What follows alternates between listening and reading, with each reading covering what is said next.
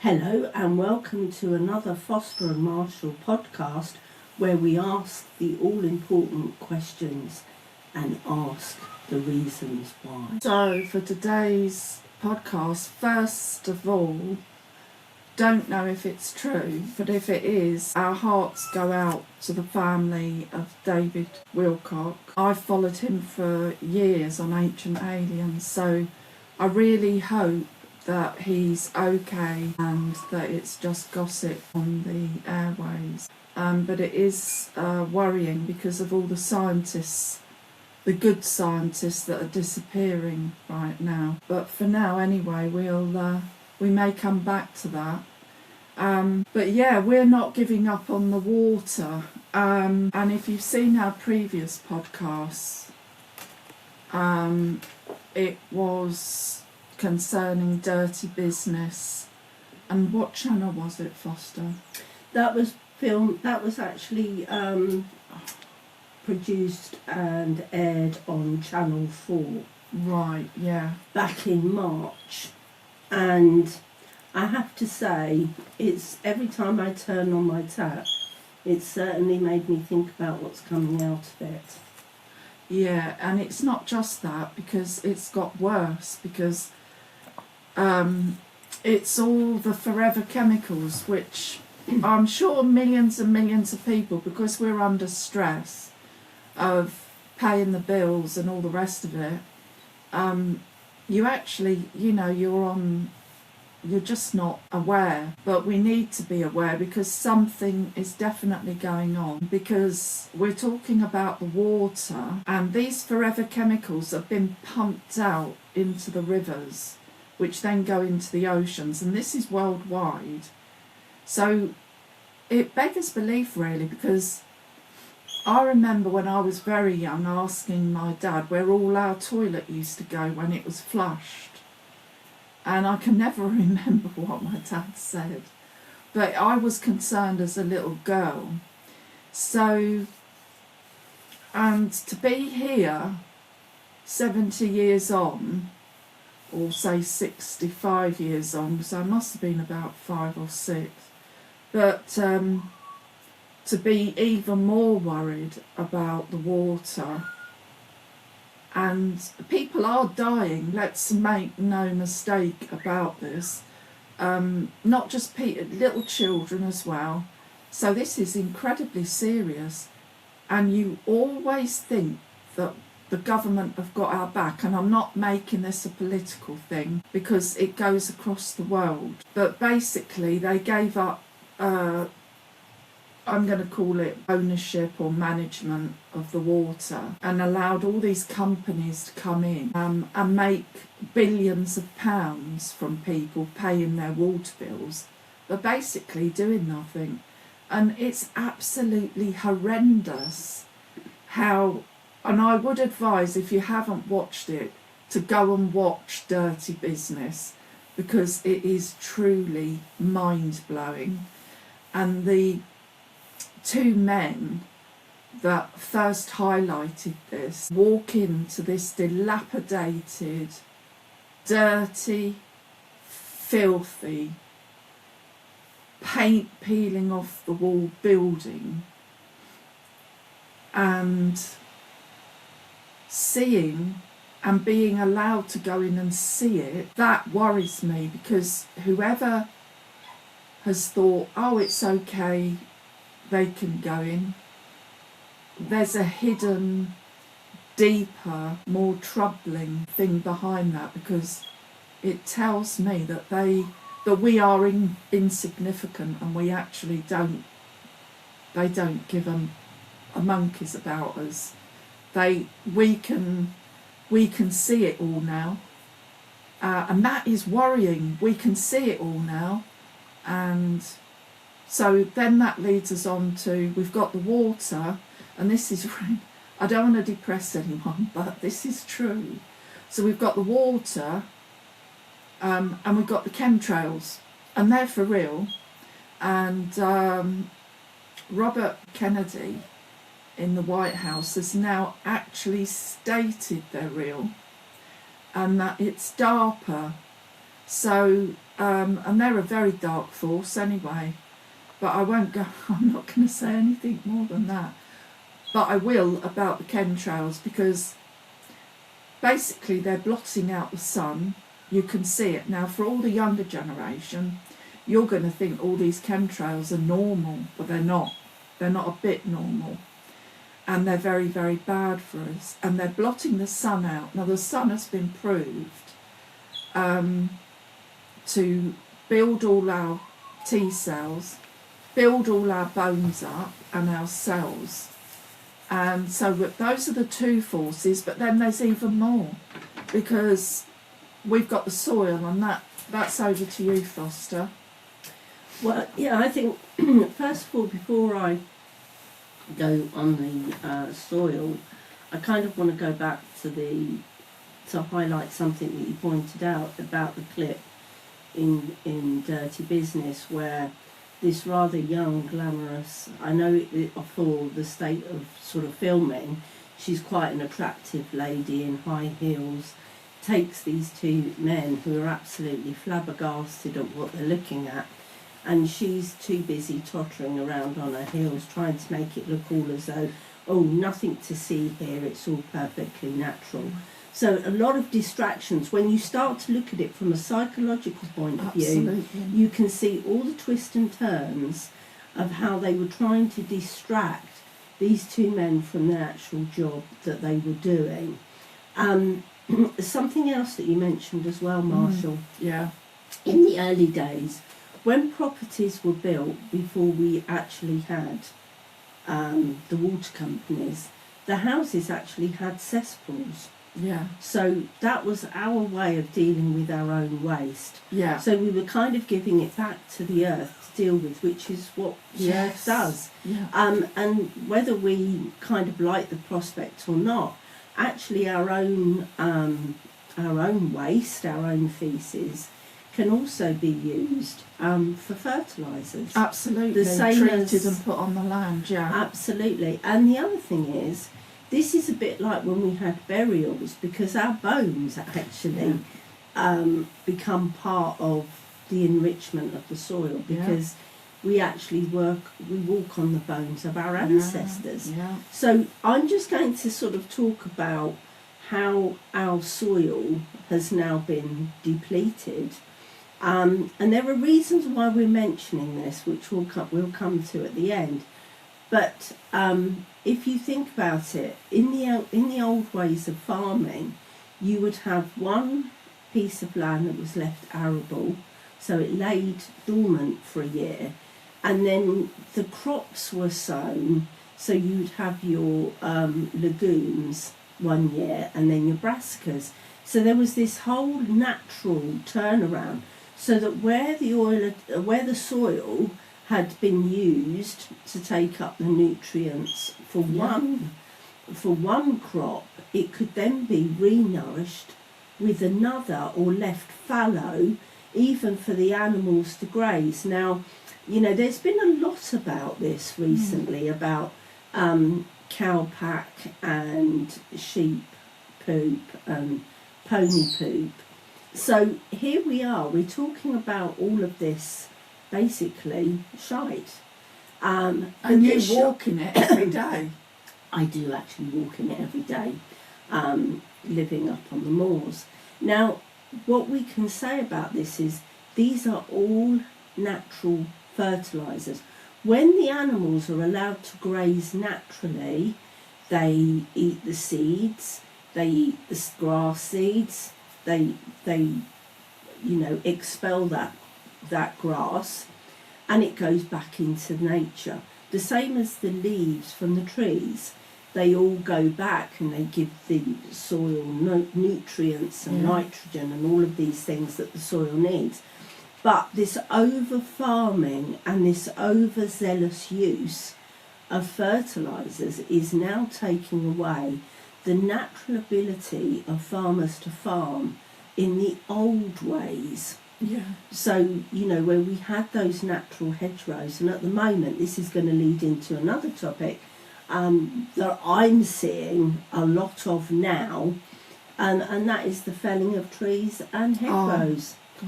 which is affecting, we talk about save the planet. Well, I don't see much of that at the moment. It's the opposite. So everything we're being told about going carbon neutral, just want to mention we are carbon. Carbon. All right, so just be mindful it's of that. It's a bit worrying, isn't it, everyone? Absolutely. Carbon neutral.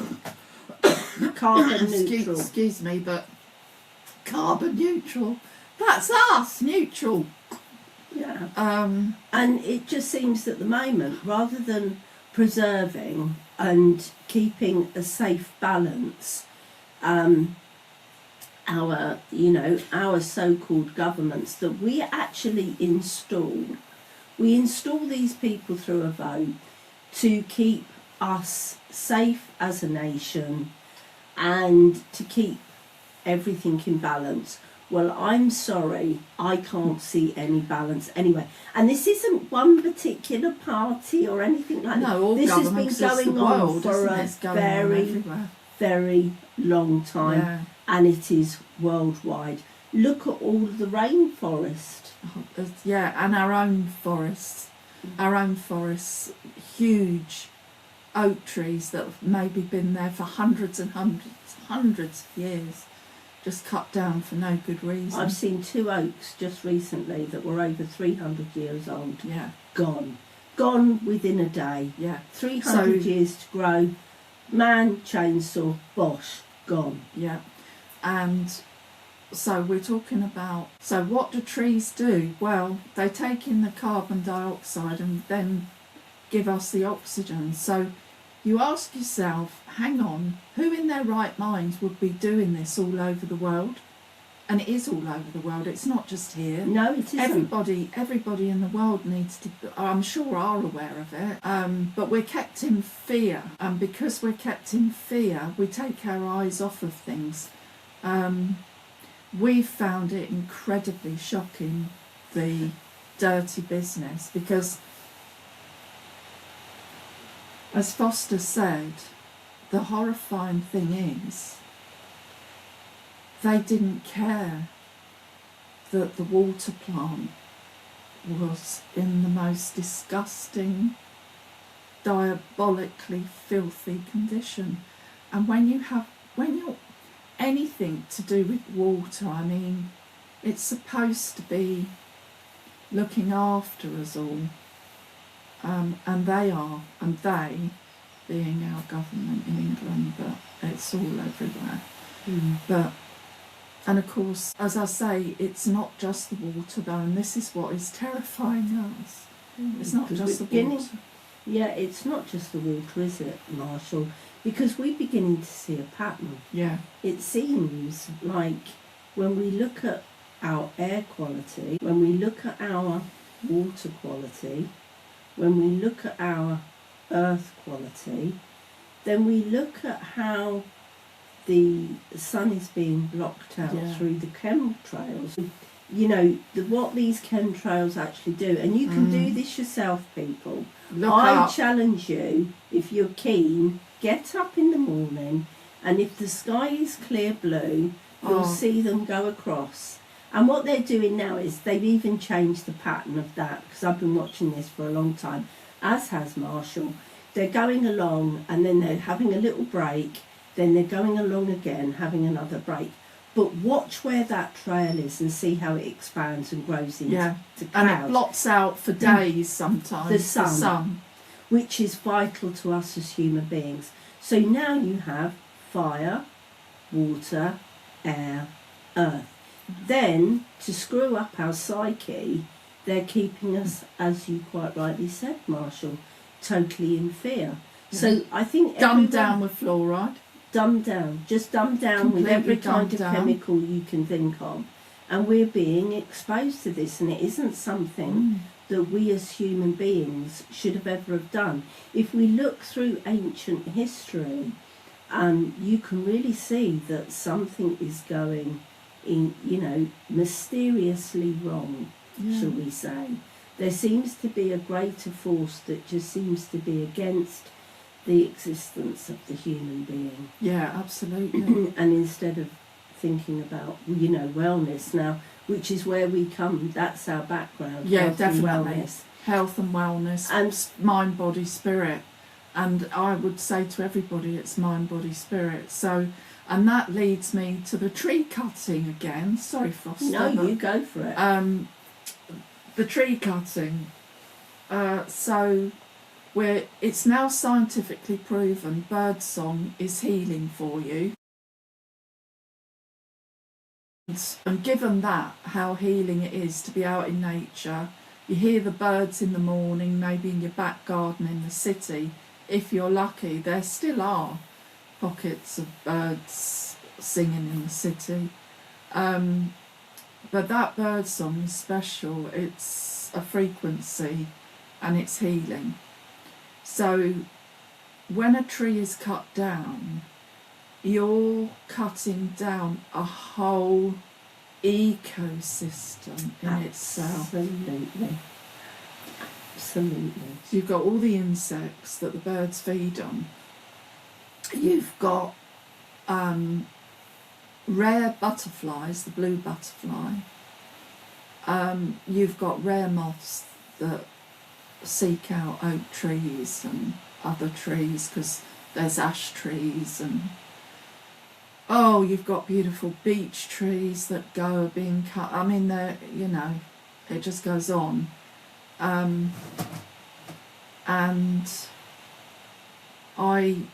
We both feel incredibly strongly about this.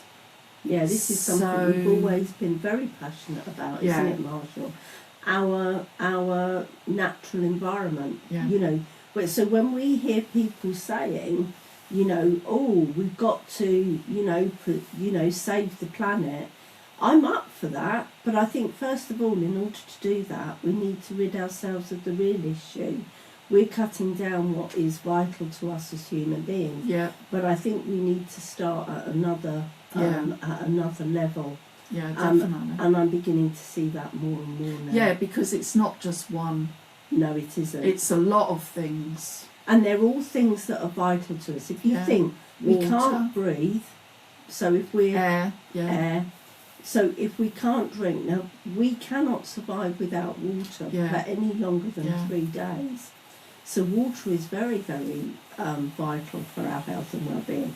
And both myself and Marshall have spent decades, and I do mean decades, it's not just something that we've just suddenly taken up. We've worked for decades in the health and wellness industry, and we've told our clients time and time again, you must drink water, it's good for your whole body system. And here we are, mortified to find that it's being literally poisoned. We are.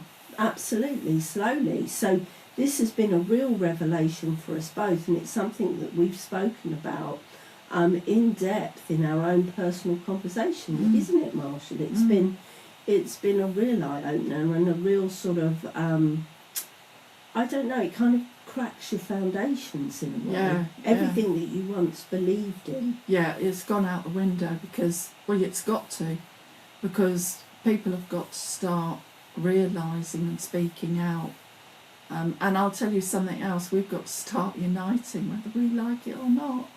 Because, take for instance the chemtrails again.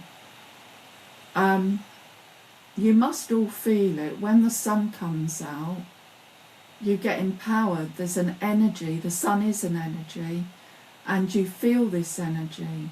When the sky is constantly grey, you feel like all your energy has been sucked out of you.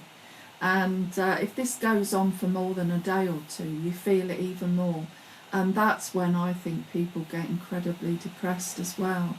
And then we are told it's because it's winter time. I don't buy all that now, because if you're taking in everything as a whole, you're talking about PFAS chemicals. We don't know all the effects that that's having on our organs and brains. That's got to come out, And I'd like to know who invented. This is the other thing, Foster. You get these inventors. It all sounds incredibly great, doesn't it? Yeah, and they're all in the shadows. Nobody comes up and goes, I invented the killer chemical. Yeah. I know how to wipe them all out. Yeah. Nobody ever says anything like that. Nobody puts their hand up and says, I was in that lab and doing that. Yeah. So creating this. So and it's like No accountability. no accountability. And then that's going to take me on to the plastic. Sorry Marshall, but Foster's got to put a 2-penny worth in here. Nobody asked me whether I wanted all my food vacuum packed into plastic. Because when I started shopping, and I know this applies to Marshall, neither of us were buying food that was not crammed one bit of plastic in plastic. Our bags were all brown paper, and I mean we're going back 60s, 70s, 80s even. Yeah. Into and the then, 80s, definitely. And the then it dustbins changed. weren't plastic either. They're going to be running around the planet. Unless there's Well, I some hope sort not of running. Well, you never know. The wheelie bins might. We might have the attack of the wheelie bin. I think that's what I meant, because they tend to have a mind of their Their own. own, especially when you have a high wind. Sorry for laughing. Sorry. The reason for that outburst is that we do tend to get a lot of wind on the horse. And I don't know why I find that funny. I think this bit's going to get cut I'm sorry, out. but we do.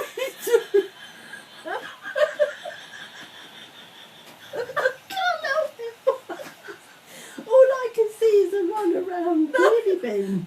But it's attacking the fantastic plastic.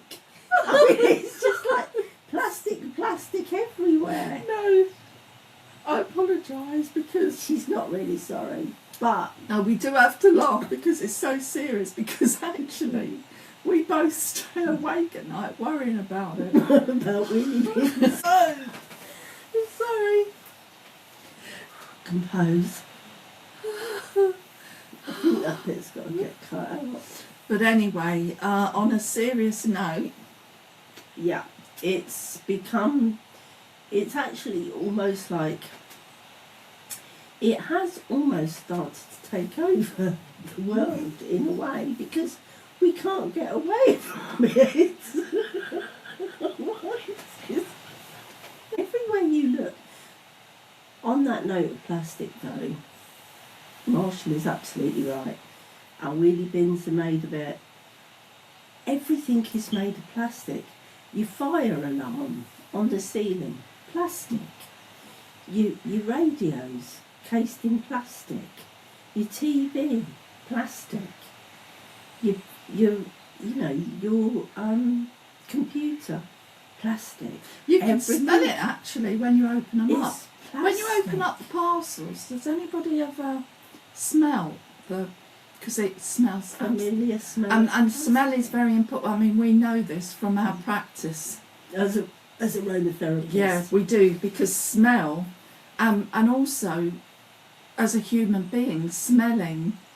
If you smell a beautiful, food, but smelling is the olfactory that we have. Smelling is very important. Scent. Scent can inspire us, make us feel good, make us feel happy, but it can also make us feel, depressed and really, really serious. Yeah, Because then we're talking, this is us being serious now, because then it can be PTSD, the smell of smoke. can trigger it. Oh yeah, and then people are really ill. And I mean, really, aren't they? Yeah, it's they just terrible. They are. So there is so much. So we've covered the soil. Well, not completely. We're going to come back to all this, because this is ongoing. Yeah. We're not giving up on all this. And also, let's go back to water a minute, Foster, if you don't mind. Of course. But the programme and I can't think of the name of it now, sadly, but Danny Dyer was in it, and it was Danny Dyer's Caravan park. rejuvenating a caravan park. What channel was it? Was it? It was on Sky. Oh, it was on Sky. So if anyone wants to go and check it out, but Danny Dyer on this caravan park, bless him, and his daughter, Danny, were helping the owners rejuvenate the park, because it's on the Isle of Sheppey, and there's a lot of lovely family memories for everyone, and it was brilliant. But the last episode, Danny Dyer actually brought a test kit for the water, which this caravan park overlooked the sea, which was beautiful, but his mother-in-law had noticed that the colour of the ocean wasn't the same. So he went and got this test kit, which I feel I'm over the moon he did it actually. He got the test kit, tested the water, and he went up to his knees in the ocean to get it. He sent it off and it came back, and the quality, it was 2,000 something above the safety of the ocean, wasn't it? Yeah, the safety requirement for water where you could actually go in and bathe. Incredibly dangerous. And this is us being really serious. This can kill you because there's sepsis you can get from it, there's E. coli, and the programme Dirty Business highlighted, it was just horrific actually. I still can't get over that. Every time I turn on the tap now, I just think of that. It's really emblazoned on my mind, because I think it was probably the most horrific thing I'd seen. But what I have said to Marshall on a number of occasions is I find the silence very concerning. Yeah. It's almost like we'll brush that under the carpet. Yeah, they'll forget about that. We'll forget about it. Yeah, we'll keep them going. Give it time, they'll forget all about it. And this is the thing. If you ever want to know the psychology of this, it's quick.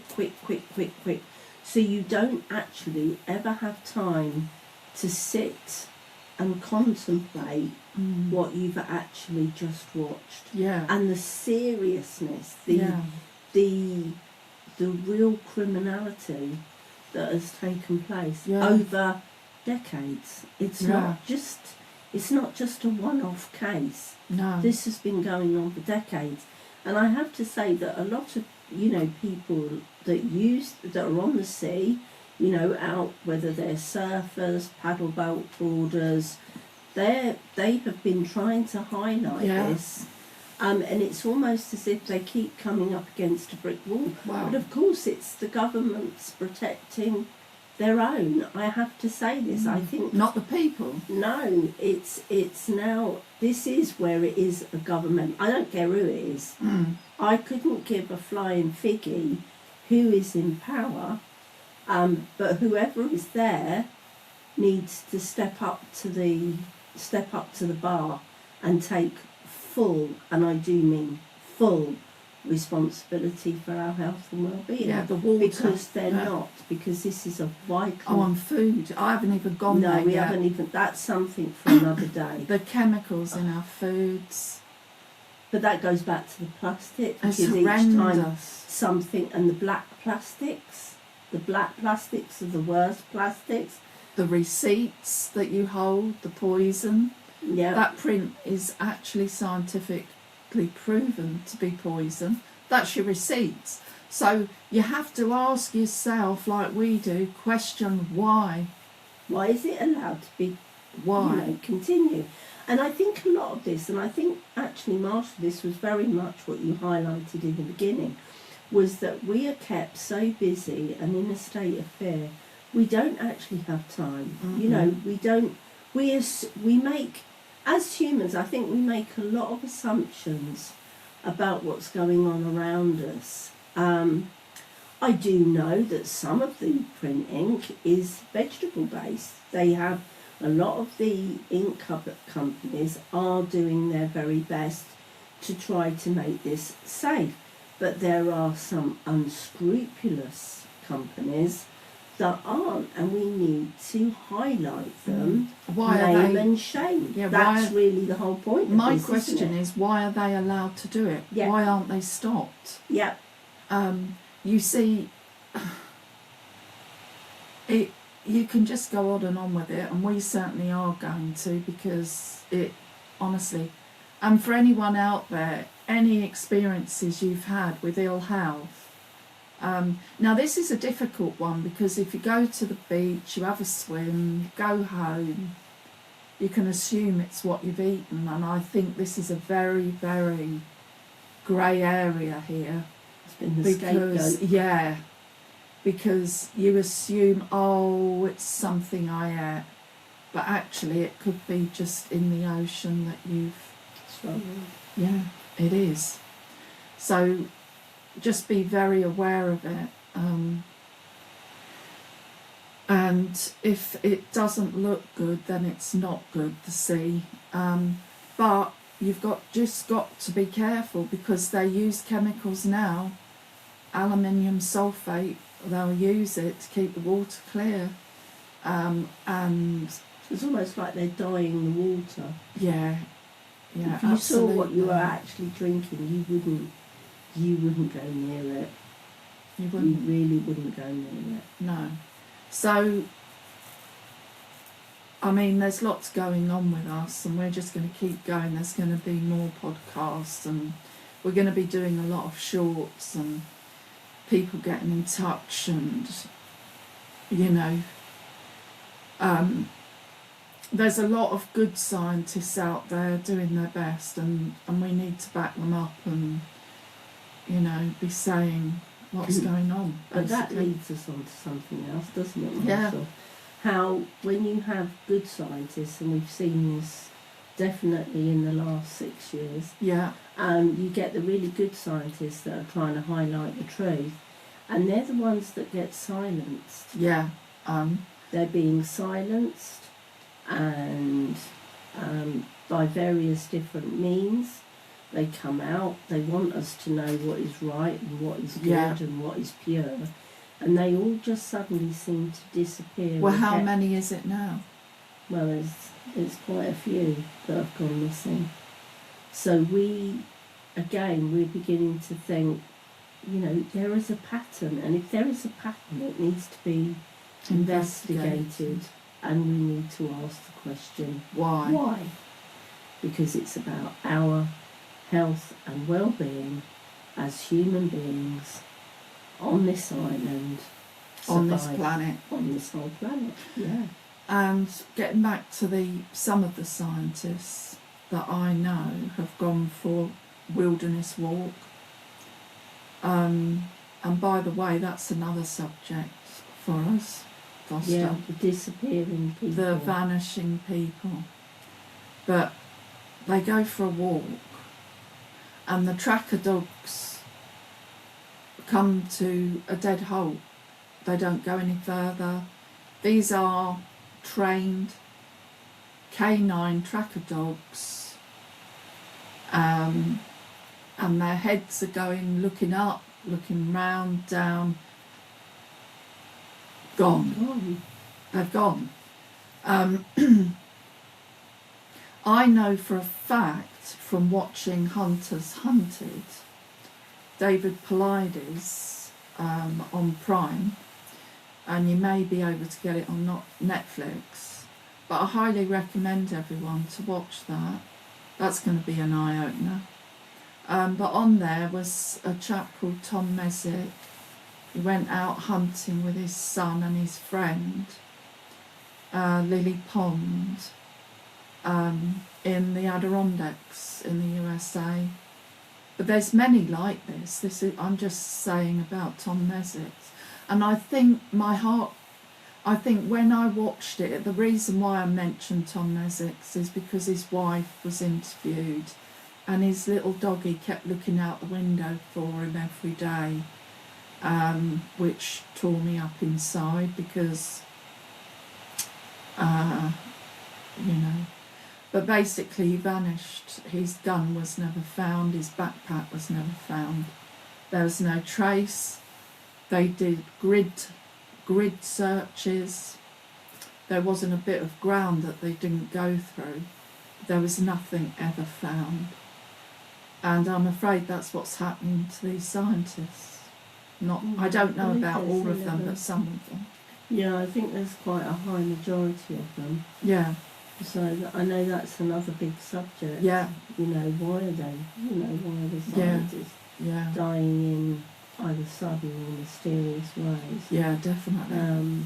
So it's about asking the questions, isn't it? It's happened to journalists a lot in the past as well. Absolutely. Yeah. And I'm sure we're going to be seeing more of that, unfortunately. I hope not. Yeah. And that's why we're asking that question. Why?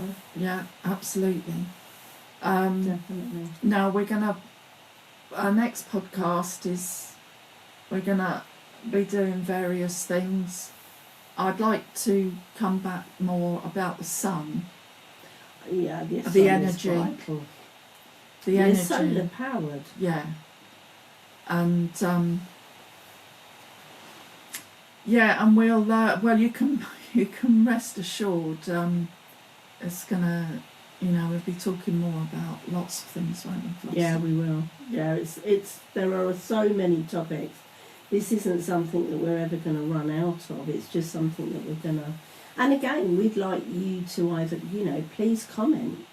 If you and subscribe. Yeah, like and subscribe. Get in touch with the website, Foster and Marshall website, and just get involved. And if you've got anything that's happened to you relating to water, have you been out for a swim in the sea?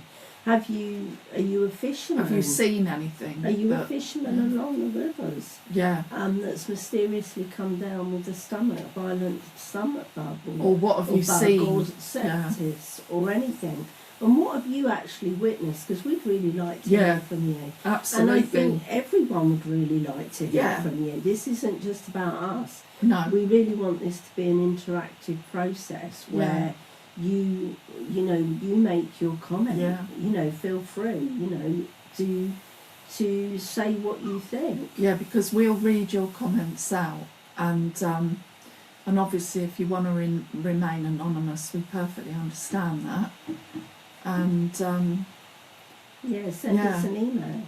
Yeah, absolutely. Tell us your story, and we'll read it out to the public. Yeah, and see if there are others that feel the same, because I do think regarding the water, which is like one of the most vital things for our health and well-being, we need to hear from you, the public. Yeah. I think everyone needs to stand up and be heard. Because otherwise we're just completely disregarded. Oh, it'll go away. And then it all carries on. Yeah, absolutely. And having worked in hospitals and people being really sick and ill,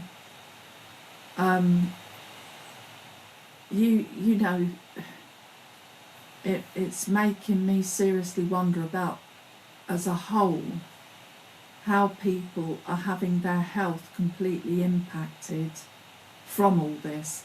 Because if somebody, and I do know this has happened in ancient history, and I'll go more into this, well, we both will. Yeah, definitely.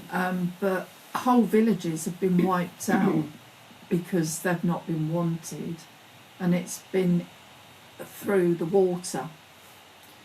And but this is it's like a slow poisoning with massive health impacts. Yeah, of a nation, not just a village. This is our country. And as Marshall has highlighted, it isn't just us here in the United Kingdom. It's global. It is, because it is global, because it's the same. In fact, get in touch with us wherever you are in the world, and let us know what your thoughts and experiences are. Absolutely. And so on that note, it's have a great week, and we'll say goodbye for now, and we will be back very soon. Stay happy, stay healthy, stay sane. Bye Absolutely. for now. Bye.